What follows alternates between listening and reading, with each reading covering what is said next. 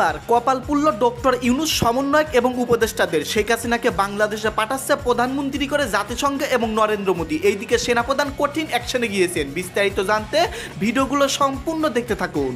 আবারও প্রধানমন্ত্রী হয়েই বাংলাদেশে আসছেন শেখ হাসিনা। প্রতিবেদনটি নিয়ে বিস্তারিত জানাচ্ছেন সহকর্মী Istiaq Hossain. Our many leaders we are very thankful to the Indian government that they provided the alignment to let you know that don't worry, Prime Minister Sheikh Hasina is coming back as the Prime Minister of Bangladesh. প্রধানমন্ত্রী রূপেই আবার দেশে ফিরবেন বাংলাদেশের সাবেক প্রধানমন্ত্রী ও আওয়ামী লীগ সভানেত্রী শেখ হাসিনা। কি ভারত এবং বাংলাদেশের যে ত্রিপুরার বর্ডার আছে তিনি নাকি অলমোস্ট সেখানে চলে আসছে এবং আরেকটু আসা বাকি আছে। আর একটু যদি এসে পড়ে তাহলে কি বাংলাদেশ চুট করে তিনি ঢুকে যাবে। আওয়ামী লীগ আগামী নির্বাচনে অংশগ্রহণ করছেন। আওয়ামী লীগ যে কোনো মূল্যে নির্বাচনে অংশগ্রহণ করতে চায়। ভারতে পালিয়ে যাওয়া সাবেক প্রধানমন্ত্রী শেখ হাসিনা যে কোনো মুহূর্তে বাংলাদেশে ঢুকে পড়বেন। আসসালামু আলাইকুম সম্মানিত দর্শক, আজকের ভিডিওটি অত্যন্ত গুরুত্বপূর্ণ, অনেক স্পেশাল। ভিডিওটি আপনারা সম্পূর্ণ দেখবেন। সম্মানিত দর্শক মণ্ডলী, এবার শেখ হাসিনা বাংলাদেশে ঢুকতেছেন, এটা ফাইনাল হয়ে গেছে। ভারত বাংলাদেশ ত্রিপুরা বর্ডার দিয়ে শেখ হাসিনাকে বাংলাদেশে পাঠাচ্ছে বাংলাদেশ সেনাপ্রধানের সঙ্গে যোগাযোগ করে ভারতের সেনাপ্রধান। এটা নাকি গোয়েন্দা সংস্থায় ইতিমধ্যে জানা গেছে। এইদিকে ভারতের প্রধানমন্ত্রী নরেন্দ্র মোদী শেখ হাসিনাকে বাংলাদেশের প্রধানমন্ত্রী করে পাঠাচ্ছে। এরপরে তারা খুবই অ্যাকশনে যাবেন যদি বাংলাদেশে তাকে প্রধানমন্ত্রী গ্রহণ না করে। সম্মানিত দর্শক মণ্ডলী, আজকের এই ভিডিওটি অত্যন্ত গুরুত্বপূর্ণ, অত্যন্ত স্পেশাল। সেনাপ্রধান জেনারেল ওয়াকারুজ্জামান ইতিমধ্যে ডক্টর ইউনূস এবং সমন্বয়ক এবং উপদেষ্টাদের কঠিন বার্তা দিয়ে দিয়েছেন। যাই হোক দর্শক, বেশি কথা বাড়াবো না। আজকের এই ভিডিওটি সম্পূর্ণ দেখলেই আপনারা বিস্তারিত বুঝতে পারবেন। তো বেশি কথা না বাড়িয়ে আমরা মূল ভিডিওতে চলে যাই। আপনারা মনোযোগ সহকারে ভিডিওটি সম্পূর্ণ দেখতে থাকুন। আমাদের বাংলাদেশের সাবেক প্রধানমন্ত্রী শেখ হাসিনা তিনি অনেকটা এভাবে শোনা যাচ্ছে যে তিনি নাকি ভারত এবং বাংলাদেশের যে ত্রিপুরার বর্ডার আছে তিনি নাকি অলমোস্ট সেখানে চলে আসছে এবং আরেকটু আসা বাকি আছে। আর একটু যদি এসে পড়ে তাহলে কি বাংলাদেশ চুট করে তিনি ঢুকে যাবে। আচ্ছা, এই কথাটা আমরা একটু সমীকরণটা মিলিয়ে দেখি। বর্তমান আপনি যদি এই সমীকরণটা মিলাতে চান তাহলে সবার আগে আপনাকে দেখতে হবে যে আমাদের বাংলাদেশের সেনা প্রধান মিস্টার ওয়াকার আর হচ্ছে উপদেষ্টার একটা বৈঠক। এই ডক্টর ইউনূস তিনি সবসময় বৈঠক শেষে কিংবা বৈঠকের আগে বা পরে তিনি সবসময় আপনার হাসি খুশি থাকে, কিন্তু এই প্রথম আপনার অন্তর্বর্তীকালে সরকার আমাদের বাংলাদেশের সেনা প্রধান মিস্টার ওয়াকারের সাথে যখন নাকি বৈঠকটা শেষ করে তিনি এক বুক সমান হতাশা আর মনে করেন নিরাশা নিয়ে মনে করেন বের হয়। কেন বের হয়? কারণ সেখানে অনেক ধরনের আপনার মার প্যাচের ভিতরে ফেলায় আমাদের বাংলাদেশের সেনাপ্রধান। আপনার এই জাতিসংঘের মহাসচিব তিনি আমেরিকা সফরে যাওয়ার আগে কিংবা আমেরিকা যাওয়ার আগে তিনি কিন্তু আমাদের বাংলাদেশের সেনাপ্রধান মিস্টার ওয়াকারের সাথে কিন্তু একটা বৈঠক করছে। সেখানে অনেক ধরনের কিংবা অনেক হাই ক্লাসের কিছু দায়িত্ব কিন্তু মনে করেন সেনাপ্রধানকে কিন্তু দেওয়া হয়েছে। না হলে সেনাপ্রধান কিংবা বাংলাদেশের সেনাবাহিনী সামনে যে একটা স্যাংশন খাবে কিংবা শান্তি রক্ষা মিশন থেকে যে বহিষ্কার হতে পারে এই ধরনের কিন্তু একটা ইঙ্গিত বা আকার ইঙ্গিত কিন্তু দেয় আমাদের বাংলাদেশের সেনাবাহিনীকে। আপনি যদি সমস্ত কিছু মিলাতে চান এবং সমস্ত কিছু আপনি মিলিয়ে দেখেন তাহলে বর্তমান ডক্টর ইউনূসের বাংলাদেশের সেনাবাহিনী থেকে তারা কোনো আশা বর্তমান করতে পারতেছে না। বিধায় তারা বর্তমান সেই যে পুলিশকে নাকি তারা আপনার চুর ছেচ্চর এবং আপনার স্বৈরাচার মানে শেখ হাসিনার দালাল বলতো, বর্তমান সেই পুলিশের উপরেই সমস্ত কিছু আপনার দায়িত্ব রাখতেছে। দেখেন ডক্টর ইউনূসের এই বক্তব্যটা। পুলিশের কথা প্রসঙ্গে বারে বারে আমরা বলছি দুটো শব্দ, আইন ও শৃঙ্খলা। এটি হলো পুলিশ। কি শুনলেন তো? পুলিশ মানে হচ্ছে আইন শৃঙ্খলা, মানে তিনি এই জিনিসটা বুঝে। তাহলে জুলাই মাসে কিংবা আগস্ট মাসে যে পরিমাণ আপনার 5ই আগস্টের পরে যে পরিমাণ থানা লুটপাট আর হচ্ছে আপনার পুলিশকে যেভাবে গণহত্যা করছে, আচ্ছা কোনো একটা পুলিশ সদস্যের আপনার পরিবারকে সরকারিভাবে কোনো সহায়তা করছে? কোন পুলিশ সদস্য তিনি যে গণহত্যার শিকার হইল সরকারিভাবে বা রাষ্ট্রীয়ভাবে তিনি কোনো স্বীকৃতি পাইছে? এই অন্তর্বর্তীকালে সরকার তিনি কোনো স্বীকৃতি দিছে? আমি জানতে চাই। তাহলে তিনি কেমনে বলে যে পুলিশ মানে হচ্ছে আপনার আইন শৃঙ্খলা? আরে পুলিশ কেন আইন শৃঙ্খলা মনে করেন ঠিক করবে? বর্তমান আপনার সমন্বয়করা কোথায় গেল কোথায় আপনার সমন্বয়করা? যে সমন্বয়করা নাকি পুলিশের সমস্ত কিছু দায়িত্ব পালন করতো, কি শেষ না? ওই যে একটা কথাই আছে না যে নতুন নতুন কি জানি হইলে আয়নাদা দেখে। আমাদের বাংলাদেশের এই জঙ্গিদের ঠিক একই অবস্থা হয়েছে। নতুন নতুন গেছে তো আয়নাদা দেখছে, কিন্তু যেই দেখছে যে আর পসিবল না, হ্যাঁ আর কন্টিনিউ করা সম্ভব না, যে দেশের জনগণ এদের জন্য পলিসি ঠিক আছে এবং তারা নিজ নিজ মনে করেন বাসায় মনে করেন তারা ফিরে যায়। আওয়ামী লীগ আগামী নির্বাচনে অংশগ্রহণ করছেন। আওয়ামী লীগ যে কোনো মূল্যে নির্বাচনে অংশগ্রহণ করতে চায় এবং একটি মহল তাদেরকে নির্বাচনে অংশগ্রহণ করার সুযোগ করে দিতে চায়।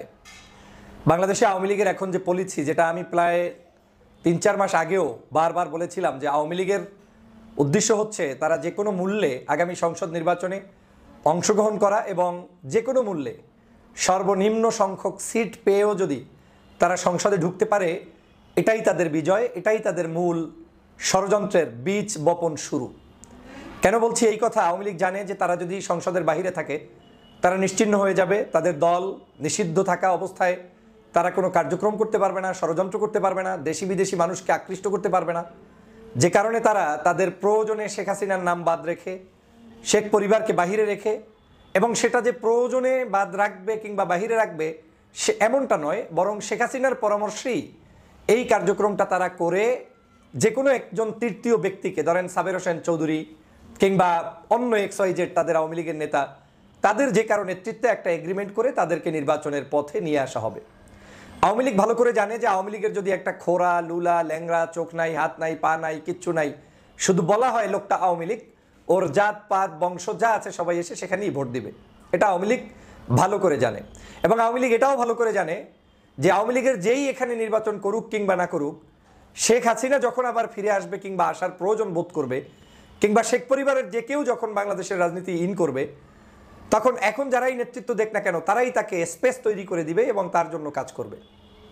আজকে সে কারণেই আওয়ামী লীগকে নতুন করে নির্বাচনে আনার জন্য পার্শ্ববর্তী দেশ ভারত চক্রান্ত শুরু করেছে।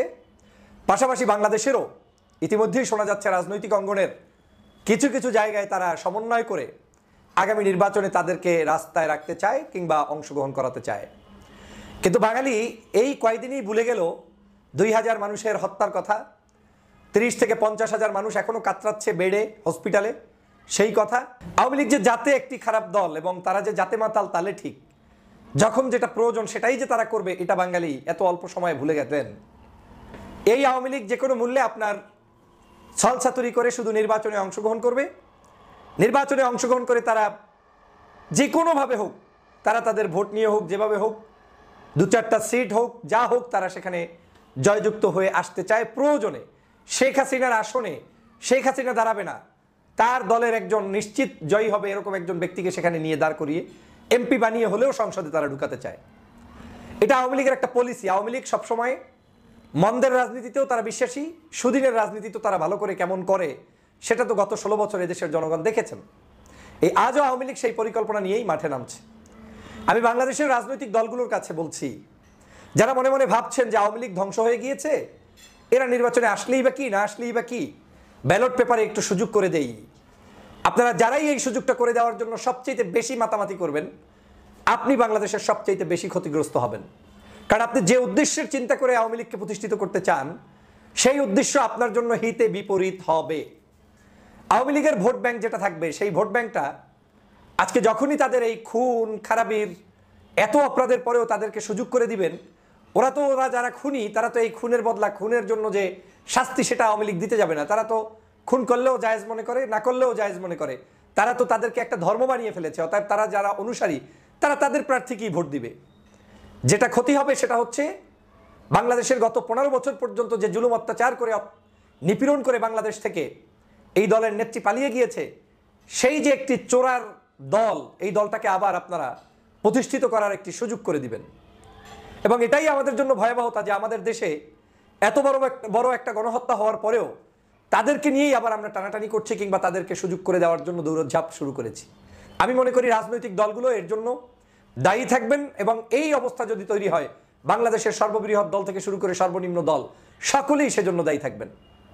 কারণ এদেশের জনগণ 5ই আগস্ট শেখ হাসিনাকে তাড়িয়েছে, শেখ হাসিনা বাংলাদেশ থেকে পালিয়েছে, তিনি তার রাজনৈতিক জায়গাটার অবস্থান ক্লিয়ার করবেন, কোথায় থাকবেন কি থাকবেন না এটা আমাদের দেখার বিষয় না। তো যেই দলের নেত্রী বাংলাদেশ থেকে পালিয়ে যেতে পারে, সেই দল তো বাংলাদেশে বিচরণ করার কথা না, নতুন করে আসার কথা না, তিনি তো পালিয়ে গিয়েছেন। তো তাকে নিয়ে আপনার আমাদের একটা চিন্তা কেন যে একেবারে সবাইকে নিয়ে নির্বাচনের চিন্তা, এরকম করেন কেন আপনি? 15 বছর পর্যন্ত অনৈতিকভাবে বাংলাদেশে ভোট করেছে, তারা এককভাবে ক্ষমতায় থেকেছে। আগামী 15 বছরে এই আওয়ামী লীগকে ধারে কাছেই ভেটতে দিবেন না। 15 ইয়ার্স পরে আপনি আওয়ামী লীগের সাথে আপোষ করবেন করবেন না, ততদিনে তারা ক্ষমা চাইবে, নতুন প্রজন্ম আসবে, সেই সময় পর্যন্ত হাসিনা থাকবে থাকবে না, সেই ইস্যু যখন আসবে তখন আপনি জাতির প্রয়োজনে, দেশের প্রয়োজনে নতুন মোড়কে ভিন্ন কিছু আসবে। কিন্তু এখন এই বছর কোনো মূল্যে আওয়ামী লীগকে নিয়ে আসা যাবে না, যাবে না, যাবে না। যারা এই কাজটি করছেন তারা কারো দালাল হিসাবে খপ্পরে পড়ে, কিংবা কেউ আপনাকে বুঝিয়েছে যদি আওয়ামী লীগ থাকে তাহলে আমাদের এই এই উপকার, এটা করে একটা ওদেরকে রাখতে হবে, রাখা দরকার, এরকম একটা সেটআপ আপনার মাথার ভিতরে কেউ ঢুকিয়ে দিয়েছে। কিন্তু আমার সেটআপ বলে আপনি আওয়ামী লীগকে রাখলে বাংলাদেশের সব রাজনৈতিক দলই কম বেশি ক্ষতিগ্রস্ত হবেন, আর সবচেয়ে বেশি ক্ষতিগ্রস্ত হবেন যারা ক্ষমতায় যেতে চান আপনারা। এই আওয়ামী লীগ যে খুন করেছে, যে গুম করেছে, যে আয়নাঘর প্রতিষ্ঠা করেছে, যে অত্যাচার করেছে, জুলুম করেছে, সেই জুলুম তো এই দেশের পূর্বের কোনো রাষ্ট্রপতি করে নাই। দেশনেত্রী বেগম খালেদা জিয়ার ক্ষেত্রে আপনি একটা দেখাতে পারবেন যে গণহত্যার দায়ে তিনি অভিযুক্ত, কিংবা এছাড়া অন্যান্য যারা ছিল বিগত দিনে তাদের মধ্যে কম বেশি ছোটখাটো অপরাধ থাকতে পারে, কিন্তু এরকম বড় ধরনের গণহত্যা ছিল না। এমনকি যেই এরশাদ সাহেবরে আমরা স্বৈরাচার বলি, সেই এরশাদ সাহেবের অবদানটা কি এই হাসিনার চাইতে কম না বেশি জাতির ক্ষতি করার জন্য, সেটা বলেন। তাহলে জাতির ক্ষতিতে সবচাইতে ফার্স্ট হচ্ছে আওয়ামী লীগ, শেখ হাসিনা, শেখ পরিবার। এই পরিবারকে নিয়ে মায়া কান্না করে নতুন করে এখন ভিন্ন নামে, ভিন্ন চরিত্র, ভিন্ন নেতা দিয়ে আপনারা প্রতিষ্ঠা করতে গিয়ে বাংলাদেশের জনগণের চিন্তা এবং আদর্শের সাথে আপনারা বেইমানি করছেন। যারা এটা করবেন এখনো সাবধান হয়ে যান। আওয়ামী লীগকে কোনোভাবে এই দেশের রাজনীতিতে নির্বাচনে আসতে দেয়া যাবে না, এটার একটাই ইস্যুতা, সেটা হচ্ছে তারা গণহত্যা চালিয়েছে, আর কিচ্ছু দরকার নাই। 15 বছরের ভোট দেয় নাই, অমুক দেয় নাই, তমুক দেয় নাই, জুলুম করেছে, আয়নাঘর করেছে, পরের হিসাব। শুধু রিসেন্ট যে অপরাধ করেছে সেই অপরাধের দায়ে এই দলটি নিষিদ্ধ করতে হবে। এই দলের কেউ ক্ষমতায় নির্বাচনের প্র্যাকটিসই করতে পারবে না, প্রতিদ্বন্দ্বী করতে পারবে না। এটা তাদের একটা চাল, এটা তাদের কৌশল। তারা প্রয়োজনে আপনার ওই যে আওয়ামী লীগের বিরুদ্ধে মাঝে মাঝে এখন লেখে সোহেল তাজ কিংবা অন্য কেউ, প্রয়োজনে আওয়ামী লীগ এমন কিছু মিডিয়া ব্যবহার করবে পার্শ্ববর্তী দেশের গোয়েন্দা সংস্থা দিয়ে, তারা আওয়ামী লীগ বিরোধী একজন মানুষকেই আওয়ামী লীগের প্রার্থী হিসেবে নির্বাচনে দাঁড় করাবে। তারা তাদের নেতা হিসেবে এমন একজন ব্যক্তিকে সেট করবে, আপনার দৃষ্টিতে মনে হবে বাপরে বাপ, তো শেখ হাসিনার চরম উল্টা একটা লোক, এই লোকটা আসছে, কিচ্ছু না। এ লোক আসছে ভ্যাগ ধরতে, এ লোক আসছে এজেন্সির টাকা খেয়ে, এ লোক আসছে এজেন্টের বিশেষ পরামর্শে। শুধু এই এজেন্ট জানে, শেখ হাসিনা জানে, আর জানে যে প্রার্থী হবে সে, আর কেউ জানবে না। এটা একটা পলিসি। অতএব আমি শুনে মর্মাহত হচ্ছি, যেটা রটে সেটা কিছু বটে, এই যা কিছু রটছে তা কিছু বটে, এখন কিছু না কিছু হচ্ছে। অতএব এখনই আমাদের সতর্ক হওয়ার সময়। আওয়ামী লীগকে কোনোভাবে নির্বাচনে আনতে দেয়া যাবে না। তারা কিছু ক্লিন ইমেজ এনে নির্বাচনে প্রতিদ্বন্দ্বিতা করতে চাইবে, এবং সেখানে আপনাদের কি, এই যে এক এক জায়গায় দেখেন না উকিলদের নির্বাচন হয়, সুপ্রিম কোর্টে হয়, অমুক, সব তো আওয়ামী লীগের লোক। প্রশাসনের মধ্যে এখন পর্যন্ত আওয়ামী লীগের লোক, পুলিশের মধ্যে আওয়ামী লীগের লোক, বিভিন্ন জায়গায় আওয়ামী লীগের লোক বসা আছে। আপনি সেই সময় আপনি এই খুনি যে সাপ সবল মারতে পারে তাকে আপনি সুযোগ করে কম্বলের ভিতরে নিয়ে ঘুমাবেন, তার শাস্তি যা হওয়ার তাই ভোগ করবেন। শুধু আপনি নিজে ভোগ করবেন না, সমগ্র দেশবাসীকে ক্ষতিগ্রস্ত করবেন। অতএব সোচ্চার হন, সাবধান হন। বাংলাদেশের মাটিতে আওয়ামী লীগের রাজনীতি করতে দেয়া যাবে না, করতে পারবে না, এই সিদ্ধান্ত বহাল থাকুন। আর যদি এটা না করেন তাহলে আগামীর রাজনীতিতে আপনারা ধ্বংস হয়ে যাবেন। এবং এখন অনেকে আবার বলার চেষ্টা করেন যে আওয়ামী লীগের রাজনীতি থাকবে না, তো কিভাবে করবে, আর কিভাবে করবে সেটা আমার কি চিন্তার বিষয়, সেটা যেই দল তারা চিন্তা করবে। আপনার আমার কোনো পলিসিতেই ঢোকার দরকার নাই যে শেখ হাসিনাকে ক্ষমা চাইতে হবে, শেখ হাসিনাকে মাপ চাইয়ে আসতে হবে, খুনির দায় স্বীকার করতে হবে। এই কিছু যদি করা লাগে তাও শেখ হাসিনা করে তারপরে ক্ষমতায় আসতে চায়, জানেন। অতএব এত কিছু আপনার শিখানোর দরকার নাই।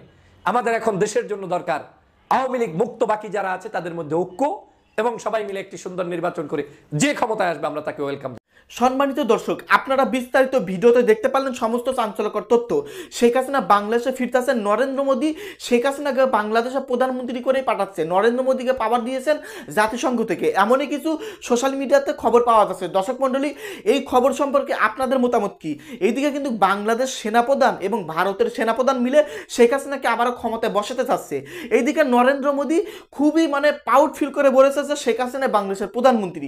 এইদিকে সেনাপ্রধান জেনারেল ওয়াকার কঠিন পদক্ষেপ নিয়েছেন ডক্টর ইউনূস এবং সমন্বয়কদের বিরুদ্ধে, তাদেরকে গ্রেপ্তার করাও হতে পারে। যাই হোক, বেশি কথা বাড়াবো না দর্শক মণ্ডলী। এই সম্পর্কে যদি আপনারা কিছু বলতে চান, আপনাদের মূল্যবান মতামত ভিডিওর কমেন্ট বক্সে অবশ্যই লিখে ঝটপট জানিয়ে দিবেন। ভিডিওর সঙ্গে সম্পূর্ণ থাকার জন্য আপনাদের সবাইকে অসংখ্য ধন্যবাদ।